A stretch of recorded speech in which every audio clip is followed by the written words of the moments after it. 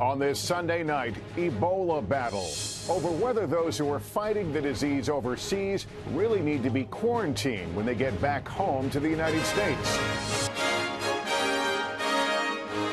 From NBC News World Headquarters in New York, this is NBC Nightly News with Lester Holt. Good evening. The battle against Ebola in this country is rapidly becoming a battle of political wills over just who's leading this fight and how far we really need to go to prevent an outbreak here. The decisions by the governors of 3 big states to require 21-day quarantines of those who have treated or otherwise come in contact with Ebola patients in West Africa has been a direct challenge to the Obama administration's Ebola strategy. Tonight, as the White House pushes back, there is word from a New York hospital that the condition of a doctor being treated for Ebola has entered the next and more serious phase. Rahema Ellis has the latest for us tonight from outside Bellevue Hospital. Rahema, good evening. Good evening, Lester. Tonight, officials here at New York's Bellevue Hospital say with treatment, Dr. Craig Spencer looks better than he did yesterday, adding he remains in serious but stable condition. New York's first Ebola patient has been in isolation since he arrived here at Bellevue Hospital. As part of his treatment, Spencer has received a plasma transfusion from Ebola survivor Nancy Wright-Bowl. To be able to share with someone else who needed it is a blessing.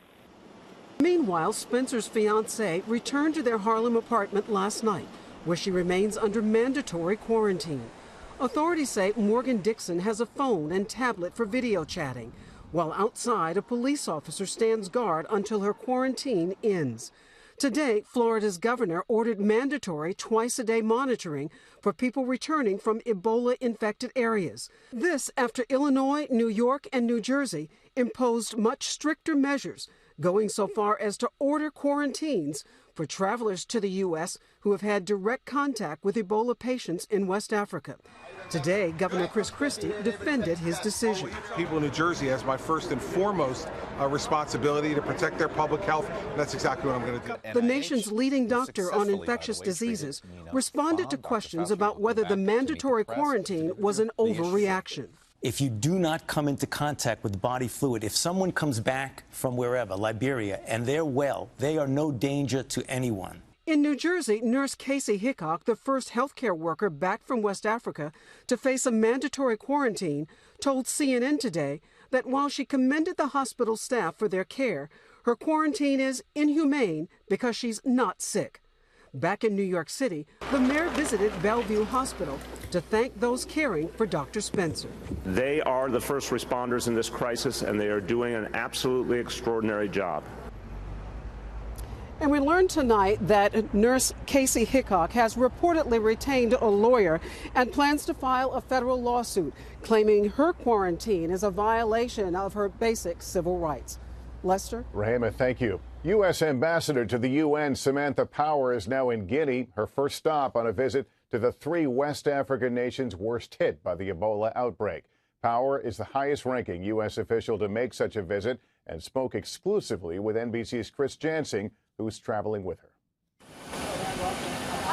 From the time Samantha Power got off the overnight flight from Washington, the day became a race of meetings and formal welcomes, updates and photo ops, this one with the president of Guinea.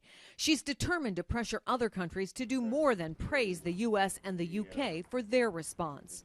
They themselves haven't taken the responsibility yet to send docs, to send beds, to send a reasonable amount of money. So I want to go check out the situation on the ground, assess the situation.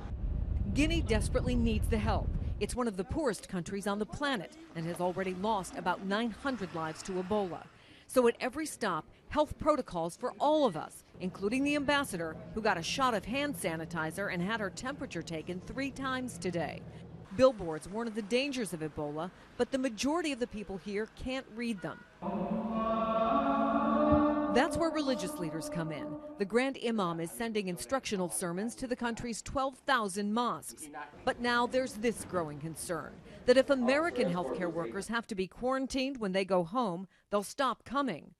It's going to hurt getting volunteers. I also have a community here of Americans and their families who would like to be able to go home safely and securely. So for Samantha Power, this trip is also about coming here to address the fear back in the States. We need to find a way when they come home that they are treated like conquering heroes and not stigmatized for the tremendous work that they have done. Fear has almost overwhelmed Guinea. One beautiful young survivor, too afraid to show us her face, told us the worst part of Ebola was surviving, only to be shunned by family and friends. Ambassador Power says she understands the fear, both here and back in the States. Her own 5-year-old son was at first afraid for her to come to West Africa.